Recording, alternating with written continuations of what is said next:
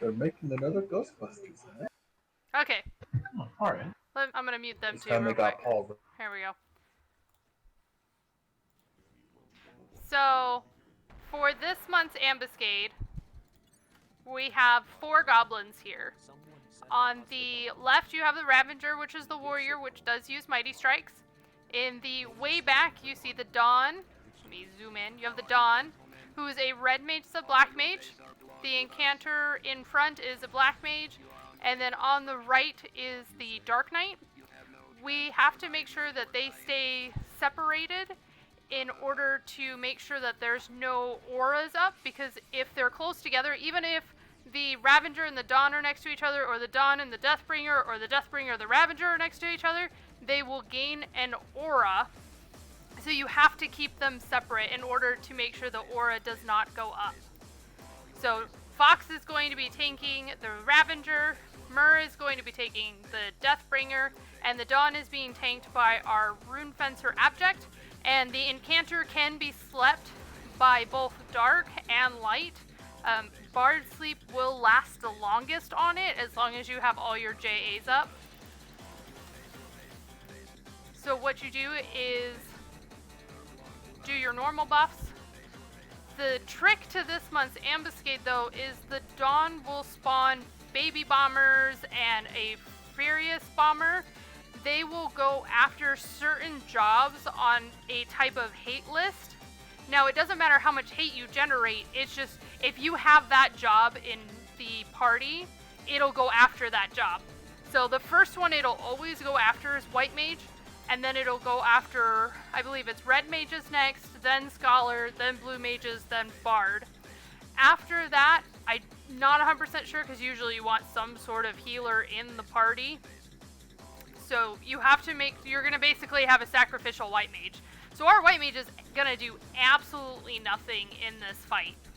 I mean, you will see her casting nut spells whenever she's up, but I'm going to keep giving them Hymnus so that way they can die over and over again. So I'm going to run in here and I'm going to sleep the Incanter. They're going to each pull their perspective mobs. So you see how they have the auras, and then as they separate, their auras go away.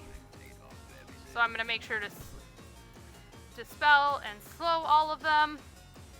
So my job as the Bard is to take care of Abject and Myrrh, as well as keep Hymnus up on Leene, who is the White Mage that is going to constantly be exploding.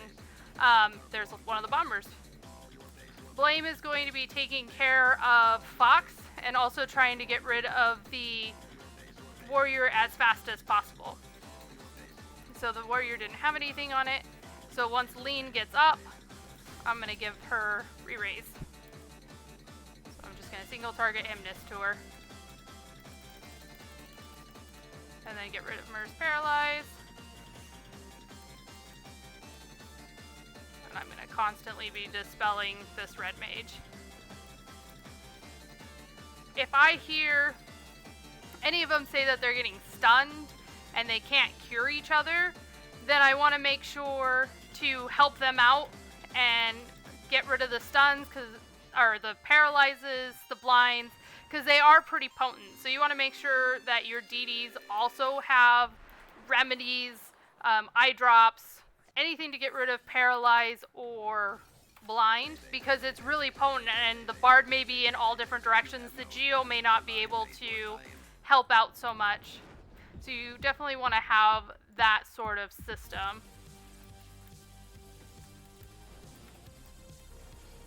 But yeah, so every time the White Mage gets up, just make sure they have Hymnus or some sort of re-raise.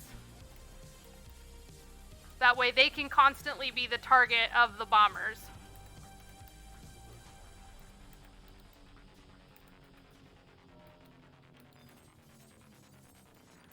Okay, so Leane's back up.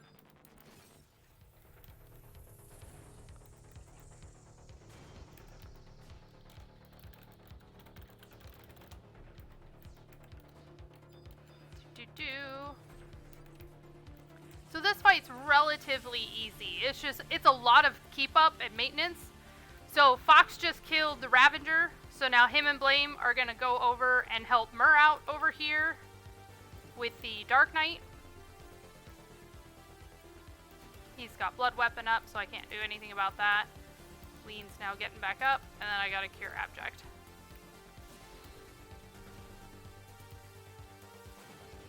There we go.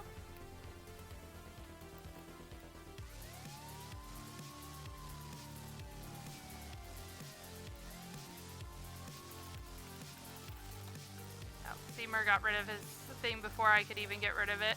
He did just his eye drops there. So the Deathbringer's almost dead, the Dark Knight's almost gone. Then they'll be on the Dawn here, so I just want to make sure that there's nothing left for me to dispel when they get on there. And thank you so much, I really appreciate that. So we can just start killing him. So he's still gonna keep spawning bombers until the Dawn is dead. So periodically, Leene's still gonna go kaboom. But once the Dawn is dead, no more bombers will spawn and your white mage can stay alive. And this is one of those rare occasions that you do want your Geomancer to be sub-white mage because you need the Nuss spells because they resist Dark Dispel, so really the Bard's going to be the one doing the constant dispelling. And the Nuz will help the deities out way more. The spells that he does in the beginning is Fade and Frailty because Crispy Candle does hurt.